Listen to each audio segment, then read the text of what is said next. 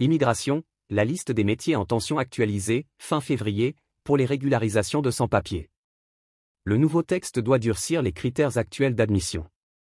Par la loi immigration promulguée début 2024, l'actualisation de la liste des métiers en tension dans lesquels les travailleurs sans-papiers peuvent être régularisés devrait être publiée, fin février, a affirmé dimanche la ministre du Travail, Astrid Panosyan-Bouvet. Avec Bruno Retailleau, on travaille sur la question de la régularisation des sans-papiers, puisque nous devons signer ensemble une circulaire, a-t-elle déclaré dans un entretien ce dimanche à France Inter, France Télévisions et Le Monde. Ce texte attendu prochainement doit durcir les critères d'admission qui ont permis en 2023 à 34 724 personnes d'obtenir des papiers, selon les données du ministère de l'Intérieur.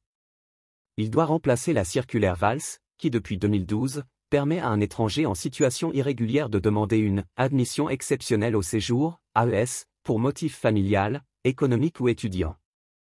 À charge du préfet de l'accepter ou pas. Une cartographie, région par région. Quelques semaines après son arrivée place Beauvau, Bruno Retailleau, reconduit dans le gouvernement Bayrou, avait annoncé la réécriture de la circulaire Valls. Elle permet aux préfectures de régulariser par le travail ou pour motif familial quelques 30 000 travailleurs sans papier par an. Pour être admissible, un travailleur sans papier doit vivre depuis au moins 3 ans en France et justifier d'au moins 2 ans de travail. Ils étaient 11 525 à en avoir bénéficié en 2023. Le problème de la circulaire Valls, c'est que ça obligeait la personne en situation irrégulière et qui travaillait, à demander une autorisation à son patron, a expliqué la ministre. Ce qui serait une véritable nouveauté aujourd'hui ce serait, grâce à la loi, de pouvoir demander spontanément une régularisation sans être dans la main du patron, a-t-elle poursuivi.